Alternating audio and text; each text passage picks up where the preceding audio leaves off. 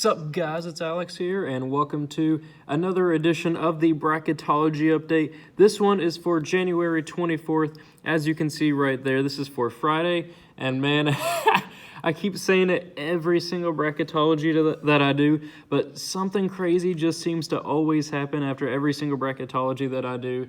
Just this past Tuesday or Wednesday, I can't remember which day it was, we had that huge Kansas versus Kansas State brawl. It was just, it was a good brawl, but overall, just as a college basketball thing, it was just not a good display of sportsmanship at all. It made tons of mainstream news and stuff, and even had an almost WWE moment where De Silva ended up holding that chair or stool over his head, which is just absolutely crazy to me to think that somebody would do that, but it was just absolute chaos. And then today, I'm a UK fan, so this kind of hurts. Khalil Whitney, who is a five-star prospect, number 12 in the ESPN 100 last year, announced he is transferring or leaving the program here, which sad to lose that talent, but he hasn't really been doing much for us this season. He started the first 7 games of the season, but since SEC play started, he's only gotten 3 points for us, and he's played 4 minutes total over the last 2 games. He's just kind of fallen out of favor with the coaches, so I understand why he did that. But without any further ado, not too many updates happened, or not too many upsets happened over the course of this week, so I'll just kind of go ahead and show you guys the different movements from the different regions of the bracket. Up here in the top left regional, I can't remember which one this is, the South in Houston. We have Baylor as a number 1 seed staying there. Michigan is now down to a 9 seed after being a number 1 seed, and people are saying they could have been the number 1 team in the nation after that hot start to the season they had, but they are now down to a 9 seed, which is just crazy. Tulsa's up to a 12 after beating Memphis by 40 points. I think it was Tuesday or Wednesday night, something like that. But man, it was just a shellacking that nobody was expecting. Memphis was even 3 or 6 point favorites in that game, and Tulsa beat them by 40, which is just insane. Butler is now down to a 4. I think they lost to Villanova over the course of this last week. LSU is now up to a 6. Northern Iowa is in a playing game. Loyola Chicago is technically the automatic bid right now from the Missouri Valley Conference. But Northern Iowa, it's pretty impressive that they'd be an at-large bid right now in the tournament. So Joe Lunardi definitely thinks highly of them. Minnesota ended up having that 3-pointer against Ohio State this past weekend, which Ohio State has just fallen to. Florida State's now down to a 3 because, as you see, Seton Hall is now up to a 2 after getting a victory. I want to say it was over Providence. I can't remember. But either way, they still haven't lost since December 14th and just keep racking up good wins. They're now up to a 2 seed. Rutgers is now down to a 7. USC is up to a 10. Then we'll go over here to the East Regional. West Regional. Oof, the complete opposite. But we have Gonzaga as the number 1 seed. Wichita State is now down to an 8. Indiana's up to a 9 after having a pretty impressive win over Michigan State last night. North Texas is now up to a 12. Then we have East Tennessee State now being an 11 seed. That's pretty good for a Southern Conference representative. Then Winthrop's up to a 14. Penn State's up to a 7. West Virginia is back to the 2 line, which is pretty surprising to me. But then up next, we'll go to the East Regional. Not too much movement here. Kentucky is the 5. I didn't mean to bring up Kentucky, but Vermont is new to the field as the 12. They're the American East representative, and they have the highest spot that an automatic bid from a lower conference can get. Creighton is now up to a 6 seed. NC State's down to an 11. Oregon is now up to a 3, and Kentucky and Oregon are still in the same spot, or still on the same side of the bracket, which is pretty crazy to think. Then we got Illinois up to a 7, Memphis down to a 10 after that aforementioned 40-point loss from against Tulsa earlier this week. Murray State is up to a 15 after beating Belmont. They're now the representative. They've been the representative from the OVC, but they're starting to move up from that 16 line. Then over here in the Midwest Regional, we got North Florida, who gave Liberty their second loss of the season by 1 point. I think it was 71-70, and it doesn't help my bull case against Liberty, but we'll kind of see what happens with that. Houston is now down to an 8. Loyola Chicago, as I mentioned just half a minute ago, something like that. Loyola Chicago is new to the field as a 13 as the MVC representative. Marquette is now up to a 6 seed. Oklahoma and Liberty are the playing game right there. Michigan State's down to a 3 after losing to Indiana, which either West Virginia or Seton Hall stole their line. Florida State also fell 2. Then, as I mentioned, Minnesota got that 3-pointer on the road against Ohio State. Ohio State is now down to a 7 after some were saying they should have been the number 1 team in the nation. Kind of the same story with Michigan, but they just keep losing and losing and losing. I don't know what's happening with that program. And then St. Mary's is up to a 10. Then for a look on the bubble, last 4 byes are Memphis, which is just crazy. Memphis was a projected number 1 seed at 1.2 with all that hype at the beginning of the season. They are now on the bubble for the tournament. BYU, St. Mary's, NC State. Last 4 in are Oklahoma, Northern Iowa, Liberty, and Minnesota. First 4 out are Virginia Tech, VCU, Alabama, and Xavier. And then we have in the next 4 out Virginia, Richmond, Purdue, and Georgetown. So as you guys know, if you've been following my bracketologies over the course of this season, Brackify did end up getting shut down, but I go on Excel and create my own Excel document for you guys to kind of go and look. I'll try to put it online. I can't remember. I'll try to do it as I'm uploading the video and try to figure out a way to do that, because I said in the comments section I'll try to find a way for you guys to be able to just click on the Excel document and do the voting yourself. But without any further ado, let's go ahead and get through this top left regional. I'll be going region by region, not necessarily round by round this time. So up first, we have Baylor versus the winner of Robert Morris and Texas Southern. Obviously, Baylor's going to end up winning that one. Then we have Arkansas and Michigan. As much as I want to pick Arkansas there, they did. I think they beat Vanderbilt, but then lost to some. I think they lost to Mississippi State during the course of this week. So I'm going to go with Michigan winning that one, even though they're on a free fall. I don't like either team in that matchup. Then Colorado and Tulsa. Hate going against Tulsa when they just beat a team by 40, but I think that Colorado is the better team. Butler, I think, will beat Seton Hall and avoid Stephen F. Austin and avoid the upset that the Duke Blue Devils faced earlier in the season. LSU, I think, will beat the winner of Minnesota and Northern Iowa, which I just have no clue who to win that game between Minnesota and Northern Iowa. Florida State will beat St. Mary's. Rutgers, I think, will get their first tournament win in who knows how long, like 40 years or something like that, against USC. I just haven't bought into the USC hype this season. Then I think that Seton Hall will beat South Dakota State. Up next, we have Baylor versus Michigan. I'm going to go with Baylor winning that one. I'd feel pretty confident with that pick, even if it was the actual tournament. Then Colorado and Butler. As I know Butler's been falling, but I like them in that matchup there against Colorado. LSU and Florida State. LSU made it to that same exact spot as the 3 seed last year against the 6 seed Maryland. I don't know why I threw that analysis in, but I think that Florida State would end up winning that one. LSU had a scare, I think, over the course of last weekend, and I think Florida State's just been a really good team this season. Then I think that Seton Hall is going to beat Rutgers. I don't think they'll struggle too much with them.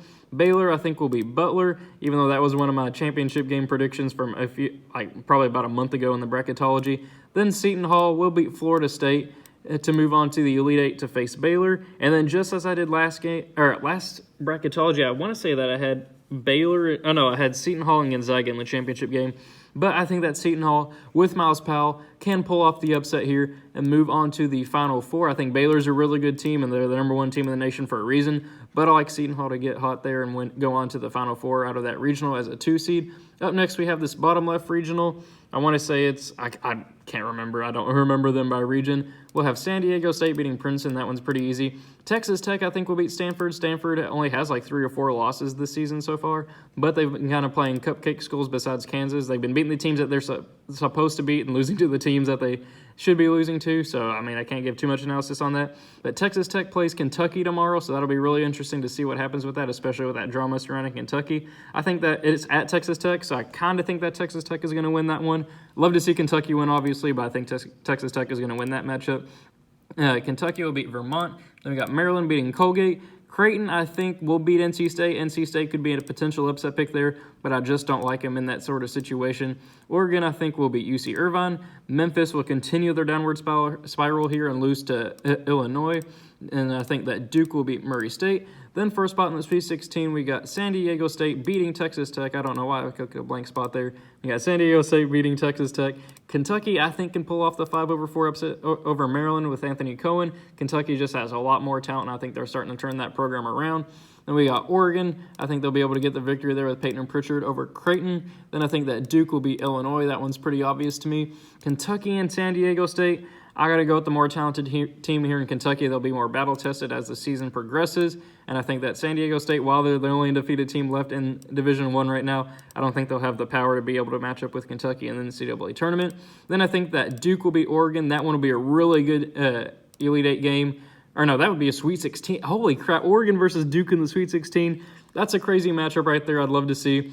But I think that Duke has, just kind of like with that same Kentucky-San Diego State analysis, I think Duke's talent is just going to overwhelm Oregon in that situation. And then for a spot in the Final Four, as much as I want to go with my Kentucky Wildcats, Duke is playing better as a team right now.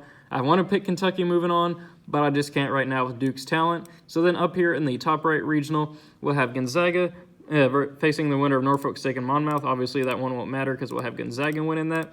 Indiana, I think, can pull off the upset here against Wichita State. A couple of weeks ago, I was super high on Wichita State. Now, not so much because I just kept losing over these past few games.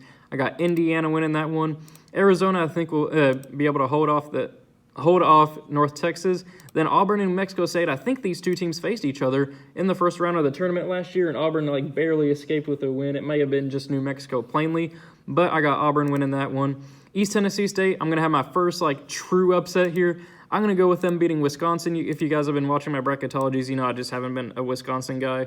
I just can't get behind them this season. I think 6 is a spot that's way too high for them right now. And I really like East Tennessee State as a mid-major up against really anybody, especially against Wisconsin in that matchup. So I got them winning there.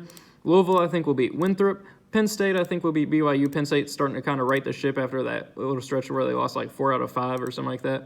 Then West Virginia will beat Little Rock. Up next, we have Gonzaga beating Indiana. I think that one's pretty obvious. Then I'm going to go with Auburn. I know they've been losing a couple recently ever since their undefeated streak broke, but I think they can beat Arizona in that sort of situation. Well, as much as I want to pick East Tennessee State here because I hate Louisville, I got to go with Louisville. They just got that huge road win against Duke, and they almost had a scare against Georgia Tech. They almost lost this week at home, but they were able to hold off Georgia Tech and avoid the upset scare.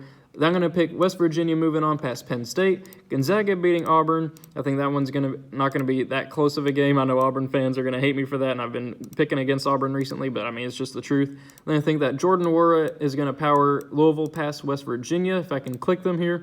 Then for a spot in the Final Four, we got Gonzaga beating Louisville. I know Louisville would be a pretty good pick there. That'd be a pretty good game to see, but I like Gonzaga there. They've been hovering around the number 1 spot, if they're not been the number 1 spot for these past few weeks.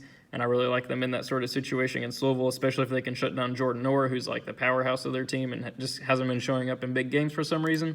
So down here in the bottom right regional, we got Kansas beating North Florida, Florida beating Houston. I think Florida with Kerry Blackshear can get the victory there. Iowa, I think, can beat Akron. Then Villanova, as much as I want to pick the Ramblers of Loyola Chicago, I think they'll lose to Villanova. Marquette, I think, will beat Liberty. Liberty, I know, will beat Oklahoma. And I hate that the Liberty-Marquette matchup is happening in the first round, kind of like that Marquette-Murray State matchup from last year. But I got Marcus Howard and Marquette moving on. Michigan State, I think, will beat Wright State. I'm going to go with an upset pick here with Jack Ford and St. Mary's moving on past Ohio State. Then Dayton will beat Montana. Up here for a spot in that Sweet 16, we got Kansas beating Florida. Iowa, I'm going to pick beating Villanova here as a 5 over a 4. Iowa just got a win a couple of nights ago. I can't remember who. I think it was a ranked matchup. I just can't remember who it was between. But Iowa has been impressing me over the course of the season. As much as I want to pick, you know what? I'm going to pick Marquette. I'm going to go with the 6 over 3 here with Marcus Howard beating Cassius Winston and Michigan State. Marquette's just been one of my favorite teams to watch over the course of the season. I think they'll get the victory there. Then Dayton will beat St. Mary's. Kansas, I think, will beat Iowa, depending on if they get D'Souza back by that time. I think I might have said De Silva earlier in this bracketology, so I apologize for that. Then I'm going to go with Dayton with Obi Toppin beating Marcus Howard and Marquette. I really want to pick Marquette winning that one, but we got Dayton, which sets up a rematch between Kansas and Dayton from the Maui Classic. That one went into overtime, and Kansas ended up winning that one. And just because I want to go with some craziness happening here, I'm going to go with Dayton beating Kansas, moving on to the Final Four, which I think could actually happen. Dayton's been really impressive over the course of the season, which sets up a Final Four matchup between Seton Hall and Duke. And I'm going to go with Duke winning that one. I know I picked Seton Hall to win in the last bracketology that I did, but Duke has just been super impressive themselves, and I think that they can shut down Malice Powell. So then we'll have Gonzaga and Dayton, and as much as I want to pick Dayton winning that one, I think Gonzaga will be able to end their Cinderella run right there.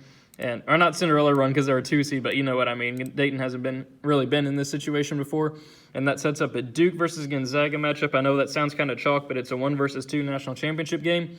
And I would go with Gonzaga with giving Mark Few his first NCAA national championship and being able to claim to be the 2020 national champions. So there we have it. Hopefully you guys enjoyed. I'm recording this on my laptop, which is why the camera quality has been a little bit more off than usual. Usually I record it on a desktop computer, but we'll kind of figure out what happens with it. So thank you guys for watching. Hope you enjoyed it. Be sure to leave a like and subscribe if you did. I think either next Friday or the following Tuesday after that, I'll be making my video talking about the NCAA tournament ticket giveaway. So make sure you subscribe for that. Make sure you subscribe if you enjoyed it. Leave a like in the leave a like and leave a comment if you with your own bracketology predictions and all that stuff. And thank you guys for watching. And I hope, or I'm messing up my intro. Thank you guys for watching, and I will see you all later.